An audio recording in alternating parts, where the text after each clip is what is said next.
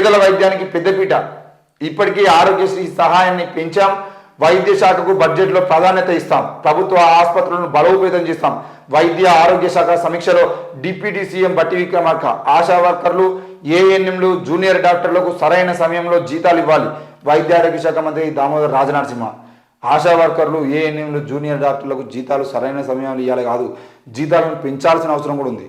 ఇదే ఆశా వర్కర్లు, ఇదే ఏఎన్ఎంలు కరోనా సమయంలో డాక్టర్లు అందరూ కూడా హాస్పిటల్కి పరిమితం అయితే ఇంటింటికి తిరిగి కరోనా పేషెంట్లకు ట్రీట్మెంట్ చేస్తూ, కరోనా పేషెంట్లకు మందులు అందిస్తూ, ఆ కరోనా పేషెంట్లు ఎవరు వస్తున్నారు, ఎవరెవరికి కరోనా వచ్చింది, ఎవరెవరు చెక్ చేసుకోవాలి, వాళ్ళు తప్పకుండా రావాలి అని చెప్పేసి మాట్లాడి వాళ్ళ కుటుంబ సభ్యులను ఒప్పించి అందరికీ టీకాలు వేయడం కానీ, ఇంటింటికి టెస్టులు చేయడం కానీ, వాళ్ళు కొంతమంది గ్రామ పంచాయతీకు లేదంటే వాళ్ళు ఎక్కడైతే ఏఎన్ఎం కానీ లేదంటే ముఖ్యంగా ఆశా వర్కర్లు కానీ కరోనా టెస్టులు చేస్తామని చెప్పేసి వాళ్ళు ఒక టెంట్ వేసుకొని కూర్చున్నప్పుడు అక్కడికి రాలేనటువంటి పరిస్థితుల్లో ఉన్న వాళ్ళ ఇంటికి వెళ్ళి వాళ్ళ ఇంట్లో మరి వారికి కరోనా ఉందా లేదా అనే విషయం పక్కన పెట్టేసి ఏఎన్ఎంలు కానీ ఆశా వర్కర్లు కానీ గ్రామంలో ఇంటింటికి తిరిగి వాళ్ళకు మందులు అందించి ఈరోజు కరోనా బారి నుండి ఈ దేశాన్ని అత్యంత తొందరగా బయటపడేసే ప్రయత్నం చేసిన వాళ్ళలో ఆ ఆశా వర్కర్లు ఏఎన్ఎంలు కూడా ఉన్నారు.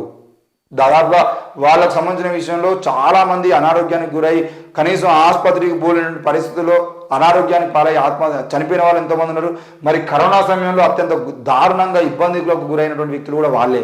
మరి ఇట్లాంటి క్రమంలో వాళ్ళకు సరైన జీతాలు ఇవ్వడమే అంటే సరైన సమయంలో జీతాలు ఇవ్వడమే కాకుండా వాళ్ళకు సరైన జీతాలు కూడా ఇవ్వాలి. వీలైతే వాళ్ళని కూడా పట్టించుకోవాలి. వాళ్ళకు ఒకవేళ ఆ ఆరోగ్య శాఖకు సంబంధించిన విషయంలో పనిచేస్తున్న వాళ్ళు ఎవరు కూడా చనిపోయినా, ప్రమాదవశాత్తు డ్యూటీలో ఉన్నప్పుడు చనిపోయినా వాళ్ళకి తగిన పారితోషికం చెల్లించాల్సిన అవసరం ఉంటుంది. ఎందుకనంటే ఈరోజు వాళ్ళు కరోనా సమయంలో చనిపోయిన వాళ్ళకి చాలామంది కూడా వాళ్ళకి ఏంటిది కనీసం ఇన్సూరెన్స్ ఇవ్వడం కానీ మిగతా వాటికి సంబంధించిన విషయంలో కూడా 1,00,000, 2 లక్షలు చేతికి అందినటువంటి పాపాన కూడా పోలేదు.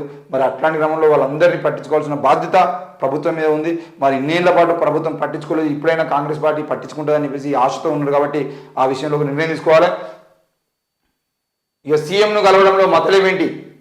నియోజకవర్గ సమస్యల కోసమైతే పార్టీ పెద్దలకు తెలుసా అంటే ఇక్కడ నిన్న సీఎం రేవంత్ రెడ్డి మొన్న కలిసినప్పుడు నిన్న వీళ్ళు ఏం పెట్టారు అంటే ప్రెస్ మీట్ పెట్టి మేము వాళ్ళని కలవడానికి ప్రధాన కారణం మా నియోజకవర్గాల్లో ఉన్నటువంటి సమస్యలు ఏవైతున్నాయో ఆ సమస్యలని, ఎందుకనంటే రేవంత్ రెడ్డి అనే వ్యక్తి ఎట్టి పరిస్థితుల్లో కేవలం కాంగ్రెస్ పార్టీకి మాత్రమే ముఖ్యమంత్రి కాడు, ఆయన అందరికీ ముఖ్యమంత్రి. మరి అందరికీ ముఖ్యమంత్రి అయినప్పుడు ఈరోజు మేము ఆయన కలవడం అనేది మా నియోజకవర్గాలకు సంబంధించిన విషయంలో అభివృద్ధి పనులు ఆగిపోయినాయి అని చెప్పేసి వాళ్ళు చెప్తాను.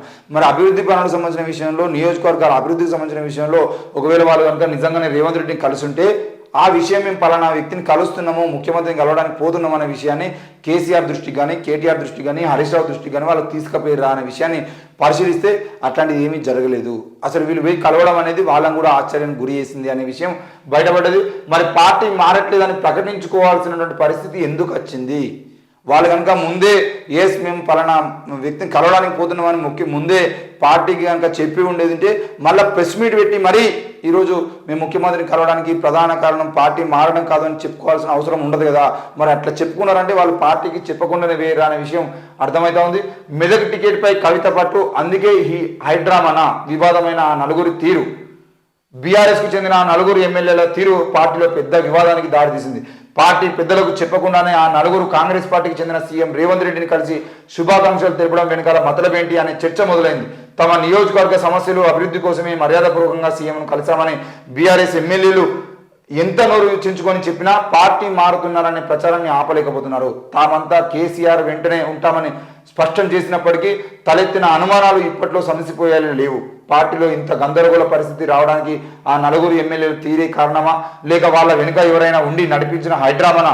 మెదక్ ఎంపీ టికెట్ పంచాయతీనే ఈ పరిణామాలకు దారితీసిందా? అసలు ఉమ్మడి మెదక్ జిల్లా బీఆర్ఎస్లో ఏం జరుగుతుంది అనేది ఒక విషయం. పార్టీ మారే ప్రసక్తి లేదు, మేము కేసీఆర్ వెంటే ఉంటాం. బీఆర్ఎస్ ఎమ్మెల్యేలు కొత్త ప్రభాకర్ రెడ్డి, సునీత లక్ష్మారెడ్డి, గూడెం మహిపాల్ రెడ్డి, మాణిక్రావు మొత్తానికైతే ఈ విషయంలో వాళ్ళైతే మేము పార్టీ మారేది లేదు అని చెప్పేసి మాట్లాడుతున్నారు. పార్టీ మారేది లేకపోయినప్పుడు ఎందుకు రేవంత్ రెడ్డిని వాళ్ళు పోయి కలిసిరు? మరి ముందస్తు సమాచారం ఇవ్వకుండా బీఆర్ఎస్ ఆ నాయకులు పార్టీ వర్కింగ్ ప్రెసిడెంట్ కేటీఆర్కో, పార్టీ ప్రెసిడెంట్ కేసీఆర్కో సమాచారం ఇవ్వకుండా పోయి కలవడం ఎందుకు? కలిసిన తర్వాత మేము కలవడానికి ప్రధాన కారణం అభివృద్ధి గురించే మాట్లాడినాం, మేము పార్టీ మారతలేము అని చెప్పేసి మళ్ళీ ప్రెస్ మీట్ పెట్టి ప్రకటించుకోవాల్సిన అవసరం ఉంది. ఈ విషయంలో ఒక క్లారిటీ లేదు. మరి ముఖ్యమంత్రి కాన్వాయ్లోకి బ్లాక్ కలర్ కార్లు, వాహనాలన్నీ ల్యాండ్ క్రూజర్లే. సీఎం రేవంత్ రెడ్డి కాన్వాయ్లోకి బ్లాక్ కలర్ ల్యాండ్ క్రూజర్లు వచ్చాయి. ఇవన్నీ సీఎం కేసీఆర్ ఆయన అధికారంలో ఉన్న సమయంలో కొనుగోలు చేసినవి కావడం విశేషం. ఇటీవల సీఎం రేవంత్ విదేశీ టూర్ వెళ్ళడంతో ఆ సమయంలో వాహన శ్రేణిని అధికారులు మార్చివేశారనేది వార్త చూస్తున్నాం. మరి మొత్తానికైతే సీఎం రేవంత్ రెడ్డి సంబంధించిన విషయంలో మళ్ళీ అధికారంలోకి నేనే వస్తా అని చెప్పేసి కేసీఆర్ అనుకొని ల్యాండ్ క్రూజర్లు దాదాపు కోట్లాది రూపాయలు ఖర్చు చేసి ల్యాండ్ క్రూజర్లు తీసుకోవడం జరిగింది. మరి 22 ల్యాండ్ క్రూజర్లు తీసుకున్నారని ఆ రోజు రేవంత్ రెడ్డి బహిరంగంగా చెప్పడం జరిగింది. మరి ఆ 22 ల్యాండ్ క్రూజర్లు కనుక ఇప్పుడు సీఎం రేవంత్ రెడ్డి కాన్వాయ్లో కనుక ఉంటే మరి ఆ కాన్వాయ్ మొత్తం ఈరోజు దేశంలోనే ఒక నరేంద్ర మోడీ కాన్వాయ్ ఏ విధంగా ఉందో ఆ విధంగా ఉండేటువంటి అవకాశం ఉన్నది. మరి అవన్నింటినీ ఒక్కడే రేవంత్ రెడ్డి వాడుకుంటాడా, లేదంటే ఆ 22లో ఒక 15 వాడుకొని ఇంకో 12ని ఒక్కో మంత్రికి ఒక్కొక్కటి ఇచ్చేటువంటి అవకాశం ఉంటుందా? వాటన్నిటిని కూడా బుల్లెట్ ప్రూఫ్ చేయడం జరిగింది అనే విషయం మనం విజయవాడలో ఆ కార్లు అక్కడ విజయవాడ పోవడానికి ప్రధాన కారణమే అవి ల్యాండ్ క్రూజర్లు అనేవి బుల్లెట్ ప్రూఫ్ జరుగుతున్నాయని చెప్పేసి చెప్పారు. మరి రేవంత్ రెడ్డి ముఖ్యమంత్రిగా రాకముందు అవి విజయవాడ తరలించారు, అక్కడ దాచిపెట్టారు అని చెప్పేసి రేవంత్ రెడ్డి మాట్లాడాడు. కానీ బీఆర్ఎస్ పార్టీ చెందిన కేటీఆర్ కానీ హరీష్ రావు కానీ మాట్లాడుతూ ఏమన్నారంటే సీఎంకు సంబంధించినటువంటి వాహనాలు ఎక్కడ బుల్లెట్ ప్రూఫ్ చేస్తున్న విషయము బయటకు చెప్పేటువంటి అవకాశం ఉండదు. అది పర్సనల్ విషయము, అది సెక్యూరిటీ సిబ్బంది అంటే సెక్యూరిటీకి సంబంధించిన విషయం కాబట్టి ఆ సెక్యూరిటీ ప్రాబ్లమ్స్ రాకుండా ఉండడం కోసం మాత్రమే మేము వాటిని కొన్నాము, కొనుగోలు చేసినాము, కొనుగోలు చేసిన బిల్లులు కూడా ఉన్నాయి.